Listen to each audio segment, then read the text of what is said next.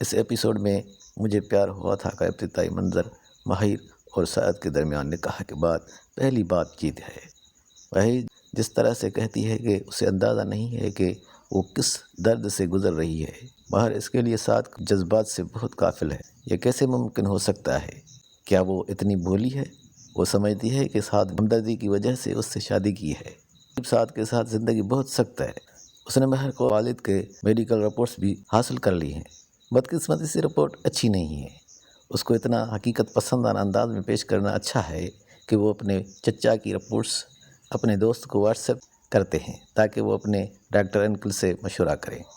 ماہر کے والد گردے کی خرابی میں مبتلا ہیں اور یہ حقیقت صرف سعد ہی جانتا ہے۔ سعد وقتی طور پر یہ خبر اپنے چچا سے بھی چھپا رہا ہے، لیکن کب تک مریض کو اندھیرے میں رکھے گا؟ غریب کی دنیا میں ہی الٹ پلٹ کر رکھ دی گئی ہے۔ غریب آدمی نے اپنے والد کو بھی کھو دیا اور اپنی زندگی کی محبت بھی۔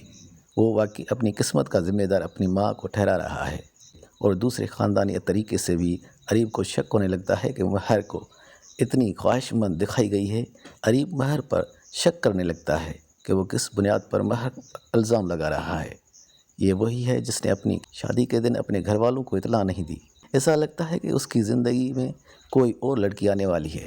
ماہر پہلے ہی سمجھتی ہے کہ غریب نے اسے دھوکہ دیا ہے۔ ماہر اور سعد کی رخصتی کے لیے راہ ہموار ہو گئی ہے۔ ماہر ٹوٹ گئی ہے اور وہ محسوس کرتی ہے کہ غریب نے اسے دھوکہ دیا اور تشدد کا واقعہ بہت ہوشیاری سے انجام دیا گیا ہے۔ سعد کو ایسا لگتا ہے جیسے ماہر اپنی جان لینے کی کوشش کر رہی ہے، جبکہ حقیقت میں یہ محض ایک حادثہ تھا۔ قسط کا اختتام سعد کے ساتھ ہوتا ہے کہ اگر وہ کہے گی تو وہ اسے چھوڑ دے گا۔ ہمارا دل سعد اور ماہر دونوں کی طرف ہے۔ وہ ایک ساتھ ہو جائیں تو کتنا اچھا ہوتا۔ معزز ناظرین، دیکھنے اور سننے کا بہت بہت شکریہ۔ جہاں بھی رہیں خوش رہیں، اپنا اور اپنوں کا خاص خیال رکھیں۔ Thank you so much. Please like and subscribe. Thanks again.